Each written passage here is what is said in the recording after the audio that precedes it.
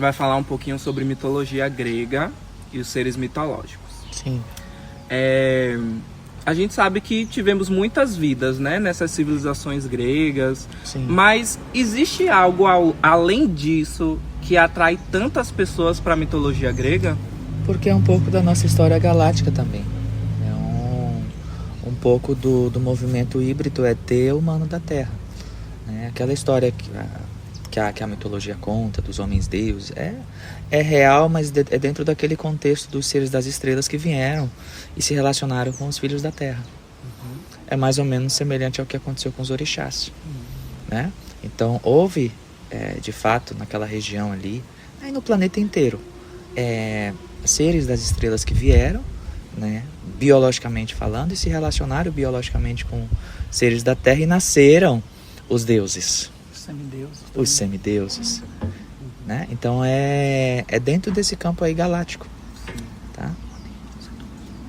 Frequentemente a gente vê que você tem algum tipo de contato espiritual com alguns desses seres, né, da mitologia grega. Mais recentemente, Palas Atena. Sim. Todos esses deuses que nós conhecemos do panteão grego, eles realmente existiram? Sim, muitos deles sim, outros são mais arquétipos. Né? Você poderia falar algum dos que são arquétipos? Olha, a deusa do amor existiu, a Atenas existiu, o Hades, deixa eu ver mais, Zeus é mais arquétipo. Né? Então, se for botar uma lista, eu posso ir nomeando depois ali. Tá? Mas de um modo geral, tá tudo muito conectado com a história galáctica. Tá? Bem conectado com a história galáctica ali. E, de alguma forma também, por mais que um ou outro tenha sido mais um movimento arquétipo, sempre tem alguém na história que represente muito bem aquele arquétipo. E que possa ser chamado, né, de fulano. Esse foi o deus tal. Né? Porque Zeus não é o deus do trovão, senhor? Isso. Então, é uma representação dévica, das forças dévicas. Então a gente vai fazendo, sabe, uma adaptação, né? uma adaptação, uma elaboração disso aí. Falando de Hades, que ele foi conhecido como o deus do submundo e dos mortos. Esse ser, ele é um espírito que trabalha para a luz? O Hades, ele é uma representação das forças não positivas, né? É uma representação do como é que eu chamo? O inferno de Dante. Né? Eu não vou dizer que ele é o diabo, né? Porque a gente sabe que diabo, a palavra diabo quer dizer aquele que separa, não é uma pessoa, né? Ali. Mas ele foi um guerreiro antigo, né? Que se desviou ali. Ele ainda continua meio desviado. Existe alguma outra roupagem de Hades que você conhece, né? Não, que eu tenho informação, não. O deus Ares, conhecido como deus da guerra e da violência, atua de que forma nos dias atuais? O deus Ares, ele representa muito também a força de Marte aqui na Terra, né? E como ele atua mais nos momentos atuais agora, ele ainda é uma forma de manter as pessoas fora de uma linha de amor incondicional, né? Ele inspira especialmente alguns políticos, eu não vou citar o nome dos políticos, mas ele inspira alguns políticos ainda a ficar instigando guerra dentro dos seus departamentos e uma coisa assim, né? Porque ele se alimenta disso, né? Dessa força. Mas com o passar do tempo, assim, com a ascensão e elevação da Terra, inevitavelmente a gente vai conseguir ressignificar essa energia para que a gente use essa força de combate de uma forma mais positivada, né? Quem é um mentor que está muito perto dele ali tentando ajudar ele é o Miguel, né? O Arcanjo Miguel, que é um deus de exércitos, né, etc, mas de uma forma positivada, né? Igual ocorreu com Apolo, né? Que Sim. tem unificado em Cristo Jesus, né? Isso mesmo. Muitos desses deuses são frequentemente retratados como características muito humanas, incluindo emoções como raiva e ciúmes. O que você pode comentar sobre isso? Tudo na história humana, todos os movimentos mais espirituais que existiram aqui na raça humana, os grandes mestres que desceram aqui, até a gente tem um exemplo do próprio Deus, né, que as pessoas humanizaram ele, né, que é um homem e que fica bravo, e que é só o comportamento humano espelhando ali o que eles acham que deveria ser ideal. Só isso. O Monte Olimpo é conhecido como a morada dos principais deuses gregos. Esse lugar ainda tem uma presença espiritual na Terra? Sim. Ele é um ponto de reuniões. Apenas desses seres que assumem uma roupagem... Não. De vários seres estelares, né? É importante falar também que os deuses do Olimpo existem, assim como Cristo é um título, né? Então existe às vezes como é que a gente chama? Um rodízio de seres espirituais que representam aqueles arquétipos ali. Assim como os mestres ascensionados, que a cada fase de era, um assume o raio ali, né? Como a gente tem o Mestre Jesus, que já foi do raio dourado, o Shura do raio dourado, depois o Mestre Lanto, depois o Mestre Ling, enfim, entendeu? Vai meio que a força tá ali, tem suas cadeiras ali e vai mudando ali conforme as eras também, né? Mas sempre tem o primeiro, né, da falange, digamos assim, e aqueles que vão representando aquela força ali depois. Dentro desse contexto greco, existe alguém que você possa exemplificar, que, por exemplo, mudou de cadeira, que assumiu uma nova posição? Não, ainda não. Ok. Em relação ao submundo de Hades, você fez uma analogia ao inferno de Dante, né? O submundo ele é conhecido por representar os reinos dos mortos e o local onde as almas vão após a morte. Também existe esse plano espiritual do submundo de Hades? Sim. O que vem também é que um grande aliado de Hades, mas que já não está mais na Terra, que foi 2 grandes aliados de Hades, que não estão mais na Terra desde... Pelo menos um foi levado em 1993. O Satanás, né? Que algumas pessoas confundem com Lúcifer, mas não tem nada a ver uma coisa com a outra, são seres diferentes. E o Beelzebub, né? Que também não está mais aqui, que já foi levado. De uma maneira rápida, o que é que você poderia falar sobre esses 2 seres? Melhor não falar para as pessoas não sintonizarem. Okay. Mas eles foram bem complicados. Eles foram generais de um exército aí galáctico há muito tempo. Você tem alguma informação de para onde eles foram levados? Eles estão dentro de uma determinada câmara especial, dentro de uma determinada nave especial e passando por um processo de tratamento para que eles não precisem ser desintegrados no Sol Central. Certo. Ainda sobre essa questão do submundo, aparecem ali alguns seres mitológicos que eram responsáveis pela entrada nesse submundo. Por exemplo, o Cerberus, que é o cão de 3 cabeças que guardava a entrada do submundo, ou o Aqueronte,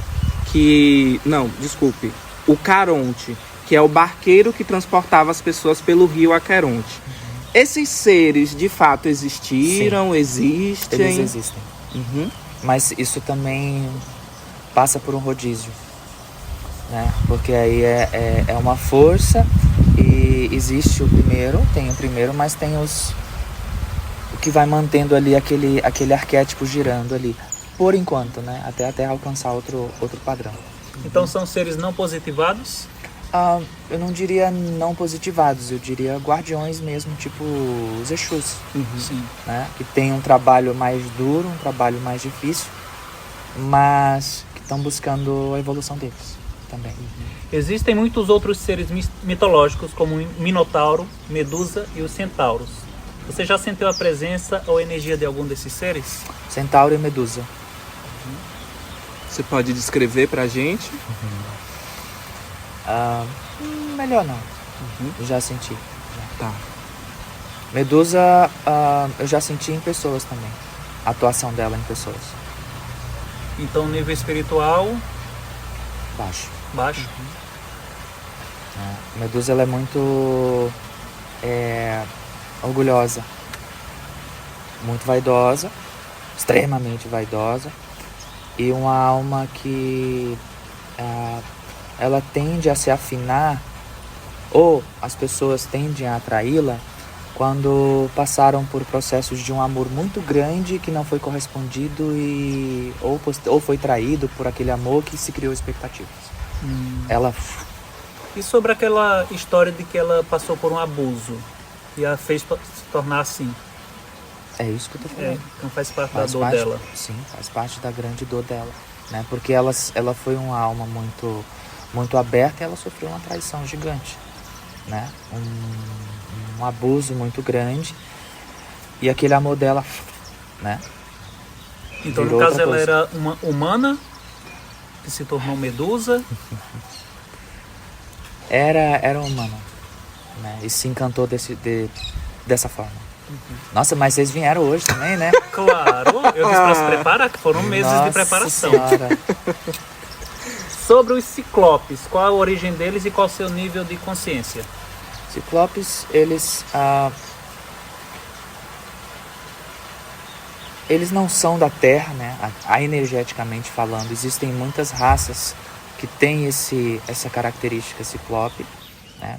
Aqui na Terra, eles ajudaram muito no início,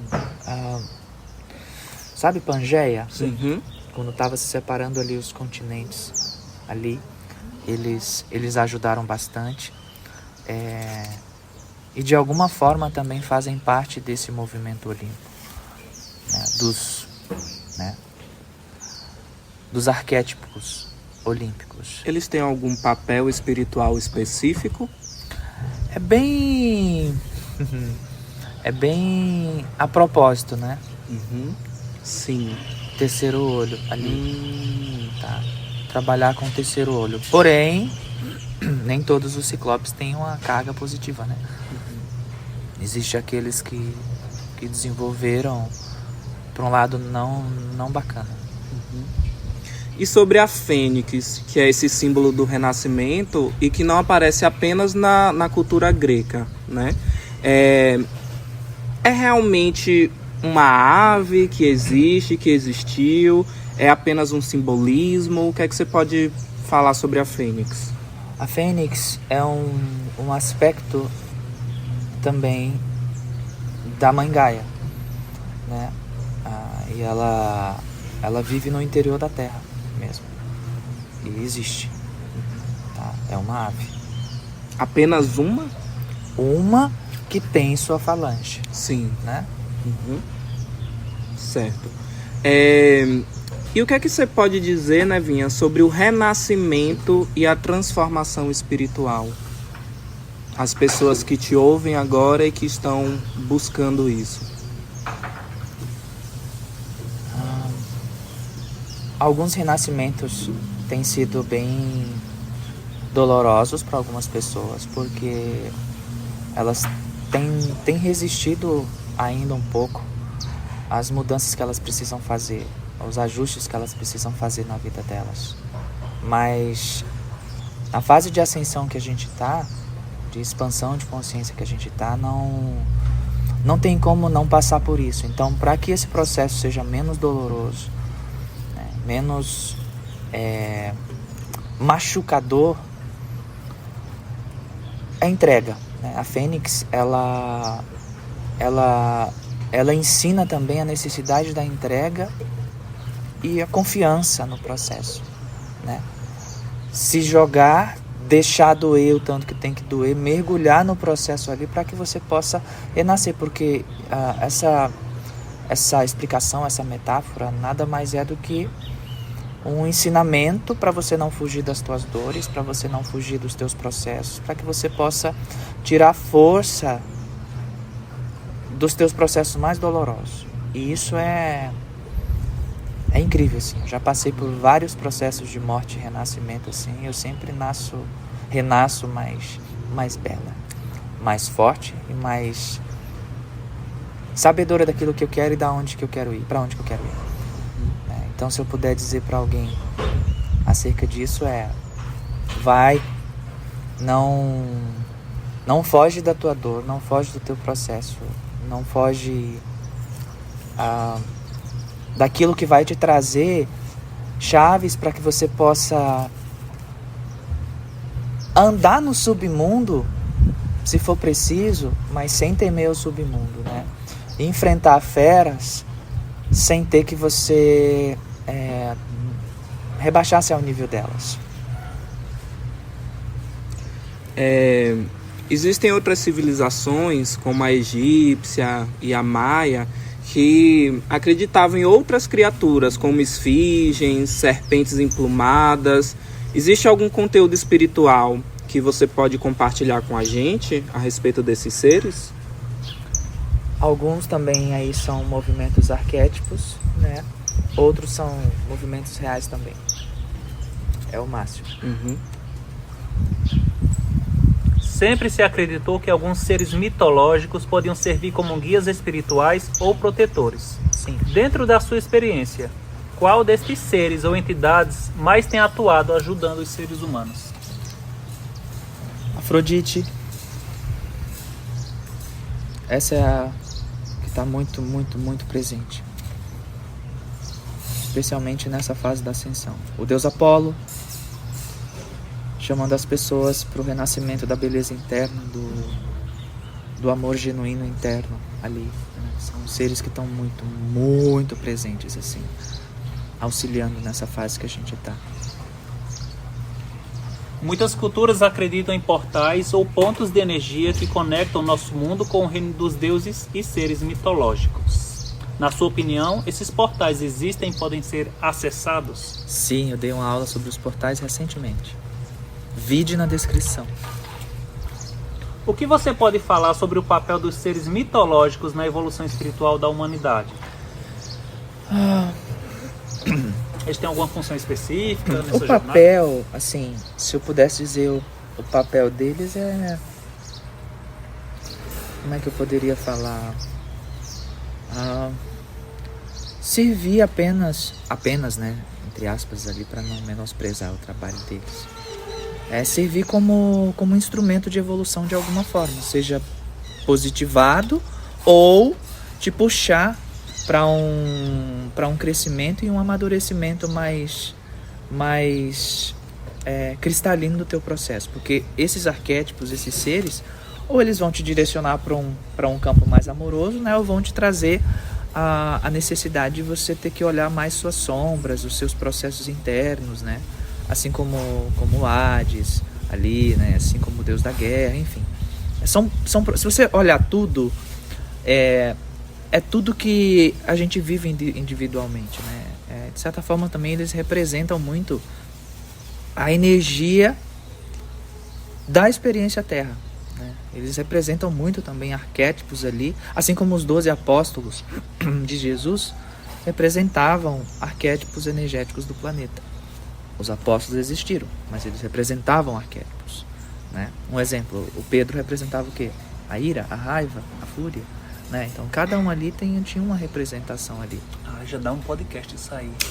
Vamos falar no próximo podcast sobre os apóstolos. Eu tô lascado aqui. Já vamos anotar.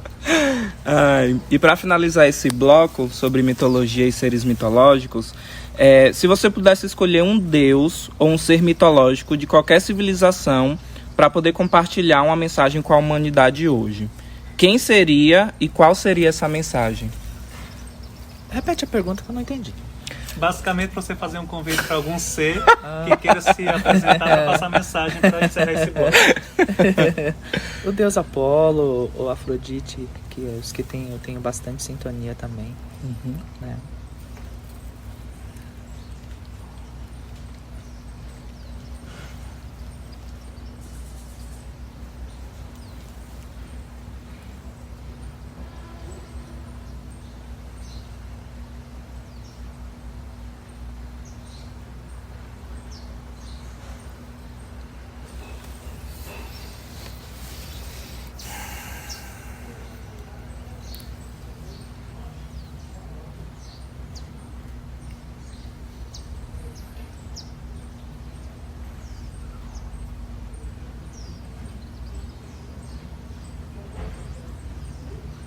mais importante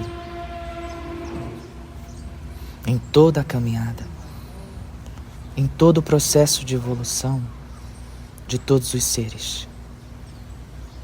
Independente de em qual planeta estejam, em qual raça encarnaram,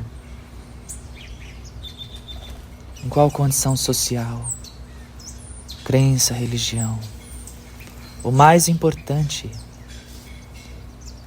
é a persistência, é o seguir caminhando. Independente de quantos erros e acertos tenham cometido, tenham conseguido, continuar caminhando, continuar seguindo. Importante também reconhecer todos os seus esforços nessa caminhada. É uma estrada longa, mas sempre vocês poderão enxergar ao longe o sol